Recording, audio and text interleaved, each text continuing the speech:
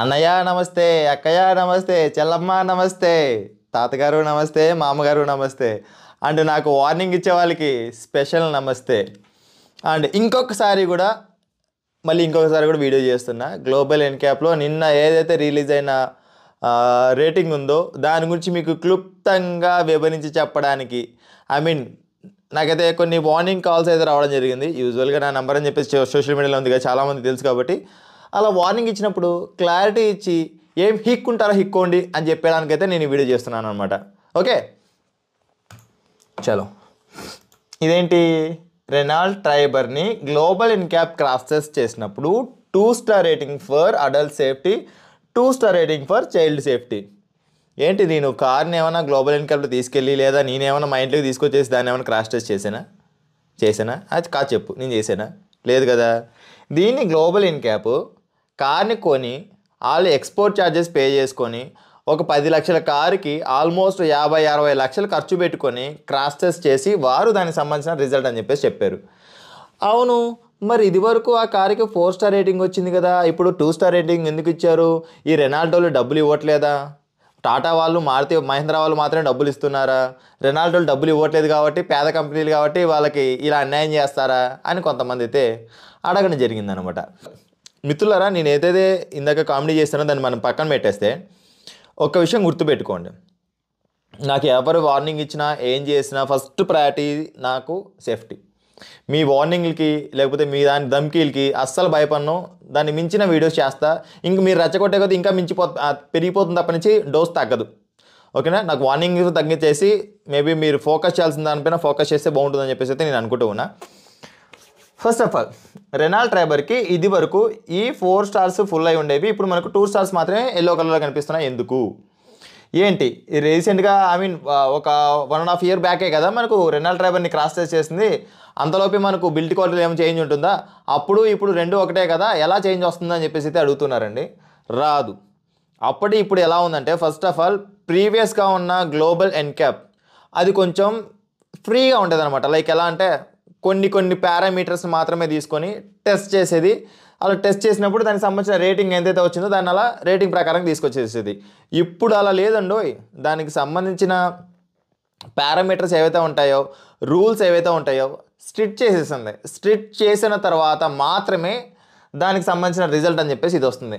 అవునా బ్రదర్, ఇది యాక్చువల్గా ఆఫ్రికాకి సంబంధించింది కదా, మన ఇండియాకి ఏంటి సంబంధం? నువ్వు ఎలా చెప్తావు? అసలు ఎంత మోసం చేసావు మమ్మల్ని అని చెప్పేసి అయితే కొంతమంది అడుగుతున్నారు. మిమ్మల్ని ఎవరిని నేను మోసం చేయలేదు. ఒక్కసారి మీరు చూసినట్టయితే కనుక ఈ కార్లు ఏవైతే ఉన్నాయో, ఆఫ్రికాలో యూజ్ చేసే రెనాల్డ్ ట్రైబర్ అండ్ మన ఇండియాలో యూజ్ చేసే రెనాల్డ్ ట్రైబర్ రెండూ కూడా ఒకటే.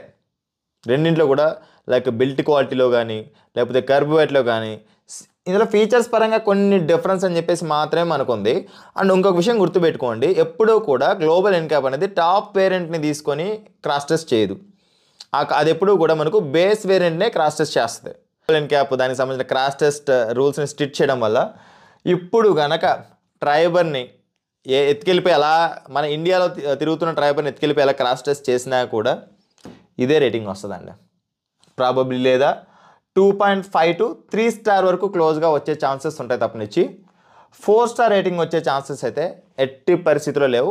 ఏంటి బ్రదర్, ఆఫ్రికాలో తిరుగుతున్న కార్స్ని క్రాస్ టెస్ట్ చేస్తే మన ఇండియాలో తిరుగుతున్న వారికి మీరు గుండెలో గుణపం నింపారు అని చెప్పేసి అయితే టైటిల్ పెట్టేశారు. మేము భయపడిపోయాం, అది మనది కాదు కదా అని చెప్పేసి కొంతమంది భయపడ్డారు. అఫ్ కోర్స్ మీరు భయపడ్డారు, నిజమే, భయపడండి. ఆ కార్స్ని యూజ్ చేసేప్పుడు జాగ్రత్తగా వెళ్ళండి అని చెప్పేసి చెప్పే ప్రయత్నం తప్పనిచ్చి అందులో మిమ్మల్ని ఏదో భయపెట్టేసి ఏదో చేయాలన్నది అయితే కాదండి. ఖచ్చితంగా మనం రోడ్డు మీదకి వెళ్తున్నామంటే భయపడుతూనే వెళ్ళాలి, జాగ్రత్తగానే వెళ్ళాలి. అండ్ ఎస్పెషల్లీ మన కార్ యొక్క బిల్డ్ క్వాలిటీ, సేఫ్టీ రేటింగ్ తక్కువ ఉన్నప్పుడు, అందులో సేఫ్టీ ఫీచర్స్ తక్కువ ఉన్నప్పుడు ఇంకా జాగ్రత్తగా వెళ్ళాల్సిన పరిస్థితి మనకు ఉంటుందని చెప్పేసి అయితే మీరు గుర్తుంచుకోండి.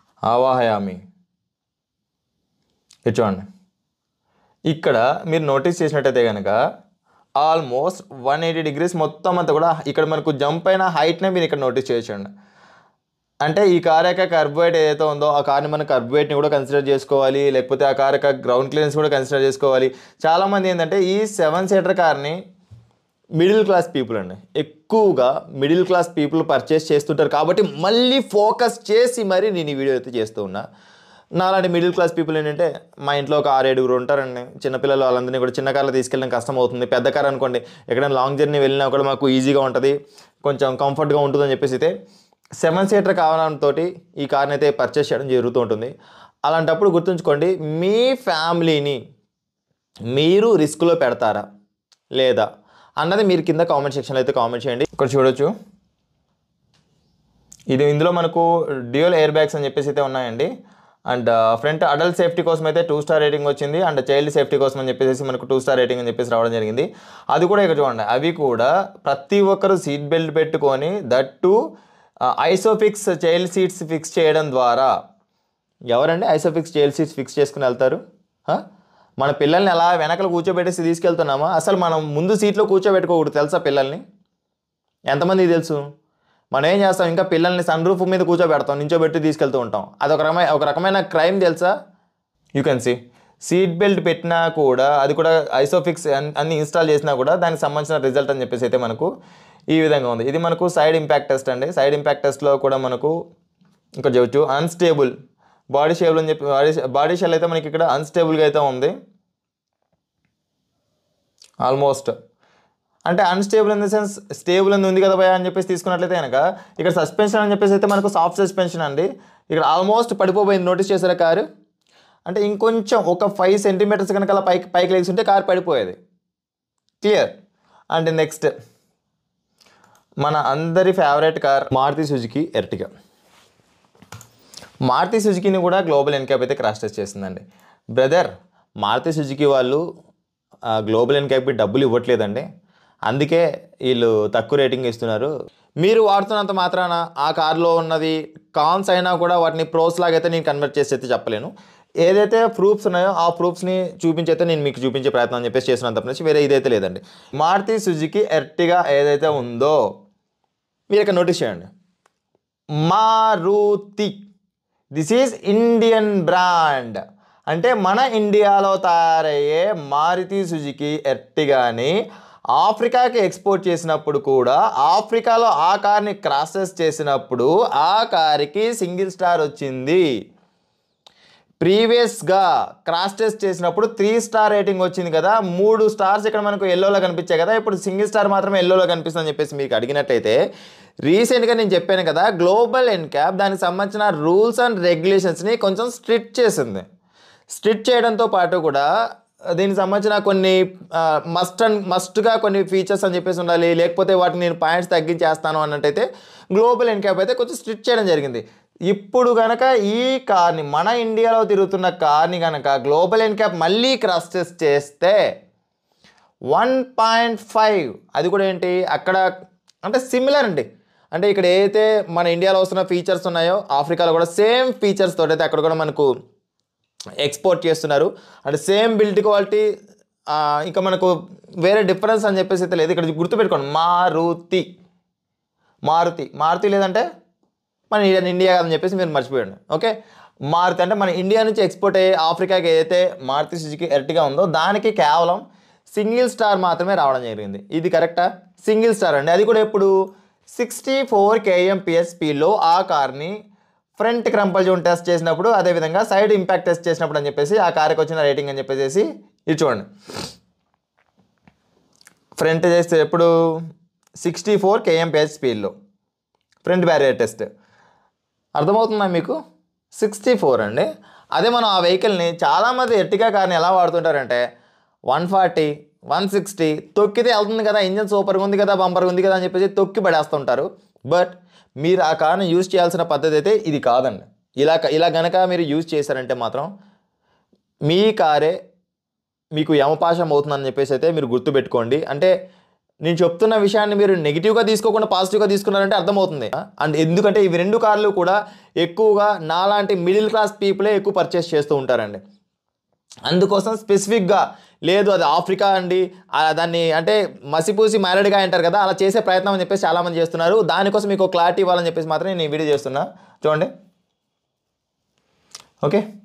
ఫ్రంట్ క్రంపల్ జోన్ టెస్ట్ చేసినప్పుడు డ్యూయల్ ఎయిర్ బ్యాగ్స్ తోటి, ఓకే. అడల్ట్ సేఫ్టీ కోసం సింగిల్ స్టార్ అండి, కరెక్టా? చైల్డ్ సేఫ్టీ కోసం 2 స్టార్ అండి, అది కూడా కేవలం 64 kmph స్పీడ్లో.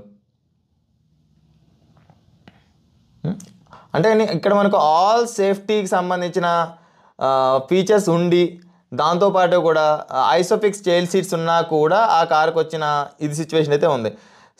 సైడ్ మిర్రర్ బ్యారియర్ టెస్ట్ అండి, ఇది ఇప్పుడు 50 కిలోమీటర్ స్పీడ్లో, అంటే సైడ్ నుంచి ఏదైనా ఒక ట్రక్కో ఏదైనా వచ్చి జస్ట్ 50 కిలోమీటర్ స్పీడ్లో హిట్ చేస్తేనే దానికి సంబంధించిన పరిస్థితి ఇలా ఉంది. అదే మనకు 80 స్పీడ్లో వచ్చేసేసి ఒక టిప్పలారీ కొడితే, అదే 80 స్పీడ్లో వచ్చేసి ఏదైనా ఒక కారు మనల్ని హిట్ చేస్తే పరిస్థితి ఎలా ఉంటుంది ఏంటని చెప్పేసి అయితే మీరు ఊహించుకోండి. అండ్ ఇప్పటి నుంచి మాత్రం మన ఛానల్లో కొన్ని బడ్జెట్ కార్స్ అయితే మిగిలిపోయి ఉన్నాయి. ఇప్పటి నుంచి ఆర్ యూ రెడీనా? ఓకే, ఇప్పటి నుంచి ఏం చేస్తానంటే చాలామంది అడుగుతున్నారు, ప్రతి car manufacturing company Maruti Suzuki నుంచి ప్రతి కార్ని గ్లోబల్ ఇన్క్యాప్ ఏదైతే క్రాష్ టెస్ట్ చేస్తుందో దానికి సంబంధించిన రిజల్ట్ అని చెప్పేసి ప్రతిరోజు మనం చూపిద్దాం. దాని గురించి అవేర్నెస్ క్రియేట్ చేద్దాం. వాళ్ళు యూజ్ చేస్తున్న కార్ ఏదైతే ఉందో, మీరు యూజ్ చేస్తున్న కార్ ఏదైతే ఉందో ఆ కార్కి సంబంధించిన సేఫ్టీ రేటింగ్ ఏంటి, మీరు ఆ కార్ని ఎలా వాడుకోవాలి, ఎలా వాడితే ఆ కార్ మిమ్మల్ని ప్రొటెక్ట్ చేస్తుంది, దాన్ని మీరు రేసింగ్ కార్ లాగా వాడుకోవచ్చా లేకపోతే మీరు దాన్ని ఫ్యామిలీ పర్పస్ కోసం వాడుకోవాలా, ఎలా వాడుకోవాలనే దాని గురించి అయితే మీకు ఒక క్లారిటీ ఇచ్చే ప్రయత్నం చెప్పేసి చేస్తాను. అది కూడా మీకోసం, నా కోసం, మన ఫ్యామిలీ కోసం. క్లియర్? అండ్ మీకు ఒక క్లారిటీ వచ్చింది అనుకుంటా. ఇది ఆఫ్రికా వెహికల్స్ కదండి అని చెప్పేసి ఎవరైతే అనుకుంటారో, ఆఫ్రికా వెహికల్స్ అయినా కూడా మన ఇండియాలో సేమ్ వెహికల్స్ అని చెప్పేసి తిరుగుతున్నాయి. రెండు కూడా వేరు కార్లు కాదు. అందుకోసం దీని గురించి మళ్ళీ స్పెసిఫిక్గా ఇంకొక వీడియో అని చెప్పేసి అయితే చేయాల్సి వచ్చింది. అండ్ ఎవరైతే నాకు వార్నింగ్స్ ఇస్తున్నారో తగ్గేదేలే, మళ్ళీ చేస్తా. మీరు వార్నింగ్ ఏమంటే మళ్ళీ ఇంకో చేస్తా. Okay, and thank you so much. And ఈ వీడియోకి దయచేసి ఎవరైతే చూస్తున్నారో, ఎన్ని వార్నింగ్స్ వస్తున్నా, ఎంత ఇబ్బంది పెడుతున్నా, ఎంత ఇది చేస్తున్నా, జెన్యూన్గా నేను మీకు ఇన్ఫర్మేషన్ షేర్ చేస్తున్నప్పుడు ఒక్క లైక్ చేయరా నా కోసం, ఒక్క కామెంట్ చేయరా ప్లీజ్, ఒక్క కామెంట్ చేసి చిన్న సపోర్ట్ చేసి, and me friends and family members ఎవరైతే ఆ కార్లు వాడుతున్నారో వారికి కూడా ఈ ఇన్ఫర్మేషన్ షేర్ చేయడం ద్వారా మీరు వారి ప్రాణాలను కూడా కాపాడిన వారు అవుతారని చెప్పేసి అయితే నేను మిమ్మల్ని స్పెషల్గా రిక్వెస్ట్ చేస్తూ ఉన్నా. And thanks for watching. Bye. Seat belt ధరించండి, హెల్మెట్ ధరించండి, సురక్షితంగా ప్రయాణించండి, అంబులెన్స్కి దారి ఇవ్వడం మాత్రం మర్చిపోద్దు. Please don't drunk and drive. బోలో భారత్ మాతాకి జై.